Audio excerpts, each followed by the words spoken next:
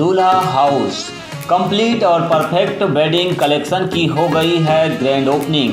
शादी ब्याह की खरीदी के लिए चले आइए अब हमारे नए प्रतिष्ठान में, जहां आपको मिलेगा कोट सूट, ब्लेजर, शेरवानी के साथ ब्लैकबेरी कंपनी के किफ़ायती जैकेट और सूट ब्लेजर, मान्यवर कंपनी के ब्रांडेड कुर्ता पाजामा, जैकेट, साफा मोजड़ी, dupatta, party wear, Indo western का एक से बढ़कर एक कलेक्शन। हमारा पता है दादाबाड़ी स्कूल के पीछे इतवारी बाजार के पास बालाघाट। संपर्क करें 9425138551।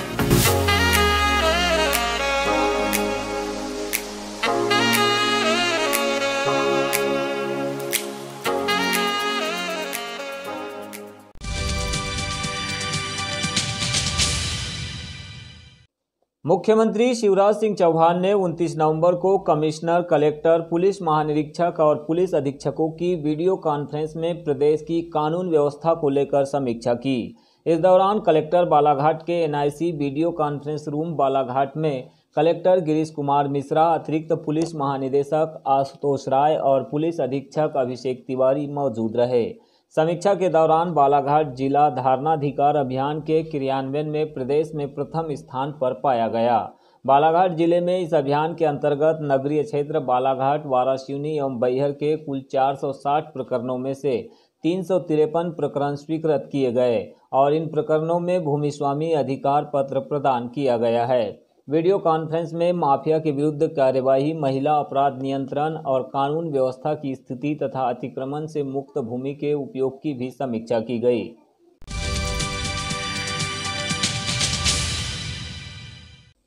आदिम जनजाति बैगा समाज ने आज जिला कलेक्टर डॉक्टर गिरीश कुमार मिश्रा से कार्यालय पहुंचकर भेंट की, जहां उन्होंने नागा बैगा, नागा बैगिन के प्रतिमा अनावरण कार्यक्रम के लिए अनुमति मांगी। साथ ही एक निश्चित तिथि के अनुसार जिला कलेक्टर से मुख्य आतिथ्य के लिए निवेदन भी किया गया। इस संबंध में बैगा समाज के अध्यक्ष साधुराम धुर्वे ने बताया कि दशहरा पर्व के उपरांत हर साल बैगा समाज के द्वारा आदिम संस्कृति के लिए कार्यक्रम किया जाता है, जिसमें बैगाओं की विशिष्ट संस्कृति और सभ्यता की झलक भी दिखाई देती है।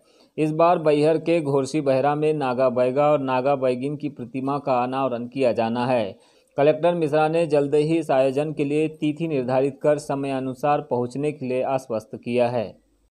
ग्राम घोरसी बहरा, पोस्ट जैतपुरी, तहसील बैहर में नागा बैगा, नागा बैगिन मूर्ति अनावरण किया जाना है।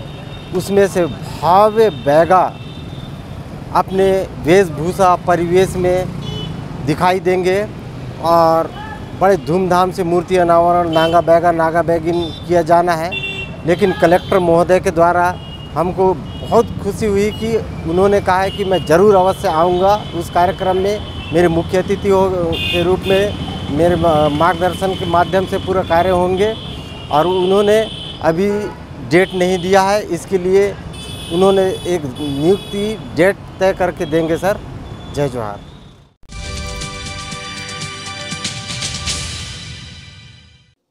संविधान दिवस के उपलक्ष्य में 2 दिसंबर को नगर के काली पुतली चौक स्थित चौपाटी में संविधान संगोष्ठी और जय भीम फिल्म का सामूहिक प्रदर्शन किया जाएगा। शाम 4 बजे से आयोजित संविधान संगोष्ठी की अध्यक्षता वरिष्ठ पत्रकार उर्मिलेश के द्वारा की जाएगी। वही कार्यक्रम में मुख्य अतिथि के तौर पर IAS अधिकारी विशेष गढ़पाले, संचालक MSME विभाग एवं प्रबंध संचालक मध्य प्रदेश लघु उद्योग निगम, विशिष्ट अतिथि के तौर पर रविंद्र चौधरी, वरिष्ठ अधिवक्ता एवं राम बाबू देवांगन तहसीलदार सहित सतीश मटसेनिया मुख्य नगर पालिका अधिकारी भी शामिल होंगे।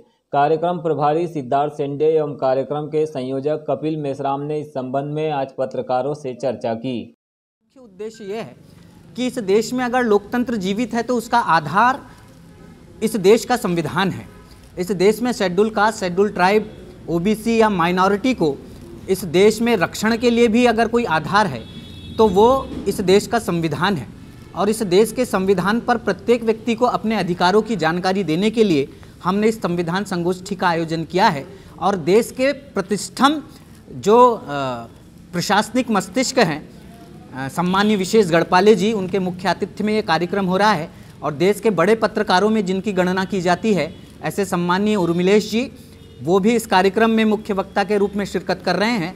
साथ ही हमने न्यायालय वर्ग से सम्मानीय रविंद्र चौधरी जी, जो उच्चतम न्यायालय में और उच्च न्यायालय में पैरवी करते हैं, उनको भी इस कार्यक्रम में विशेष अतिथि के रूप में आमंत्रित किया है। हमारे साथ में सौरभ लोधी जी, आमोद बोरकर जी, अखिलेश चौरे जी और हमारे सभी संगठन इस कार्यक्रम के लिए जी तोड़ मेहनत कर रहे हैं। हमारा प्रयास ये है कि संविधान की हर बात अंतिम व्यक्ति पर खड़े व्यक्ति तक जिस रूप में डॉक्टर बाबा साहेब अम्बेडकर पहुंचाना चाहते थे उनके अधिकारों के लिए, वो बात अंतिम व्यक्ति पर खड़े उस व्यक्ति तक पहुँचे, ऐसा हमारा उद्देश्य है।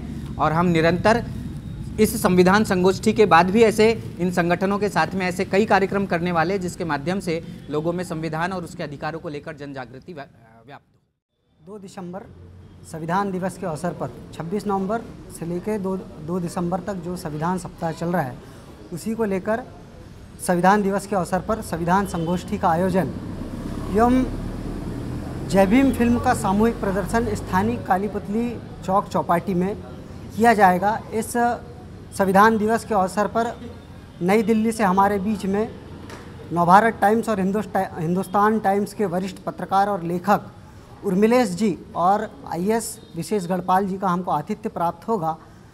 निश्चित तौर पर बालाघाट के लिए बड़े गौरव की बात है कि संविधान दिवस के अवसर पर एक ऐसी पहल यहाँ पर की जा रही है जिसमें एक बुद्धिजीवी वर्ग जो समाज को एक मैसेज देना चाहता है, ऐसे कार्यक्रम के माध्यम से जो मैसेज देना चाहता है, उसी को लेकर ये कार्यक्रम स्थानीय कालीपुतली चौक में आयोजित हो रहा है।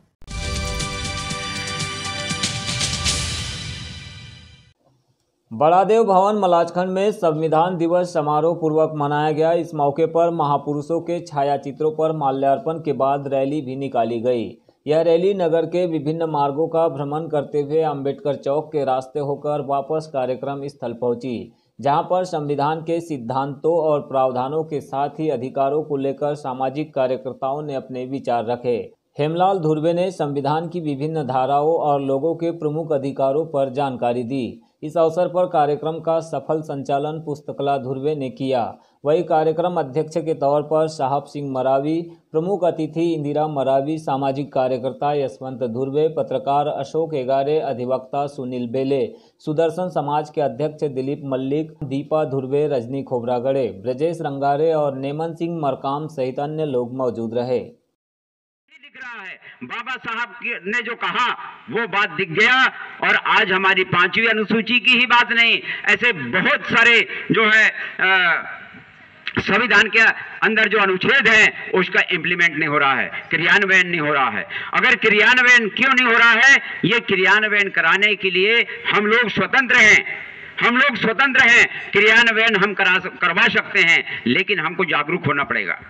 आखिर एट्रोसिटी एक्ट या अनुसूचित जनजाति अत्याचार निवारण के बारे से आप लोग एक होकर देश बंद कर दिए, और जब संविधान की प्रतियां दुश्मन ने संसद के सामने जलाया, जहां आपके 130, 131 सांसद ST/SC के बैठे थे, लेकिन क्या कारण था कि आप लोगों ने देश बंद नहीं किया, उसके खिलाफ कोई भी आवाज नहीं उठाया, ऐसा कोई भी आंदोलन नहीं चलाया कि संविधान को जलाने वालों को या तो फांसी हो जाए या इस देश से बाहर निकाला हो जाए, या राजद्रोह के मुकदमे में उनको फांसी टांग दी जाए। आखिर क्या कारण था?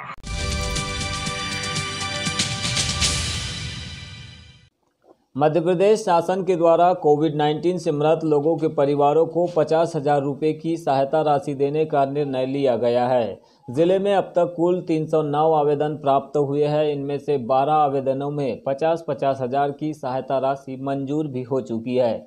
कोविड-19 से मृत्यु के प्रकरण में अनुग्रह राशि के लिए कलेक्टर कार्यालय के कक्ष क्रमांक 205 एवं 211 में दस्तावेजों के साथ आवेदन प्रस्तुत किया जा सकता है। शासन के निर्देशानुसार सहायता राशि स्वीकृत करने की अनुशंसा के लिए कलेक्टर गिरीश कुमार मिश्रा की अध्यक्षता में जिला आपदा प्रबंधन प्राधिकरण का गठन भी किया गया है।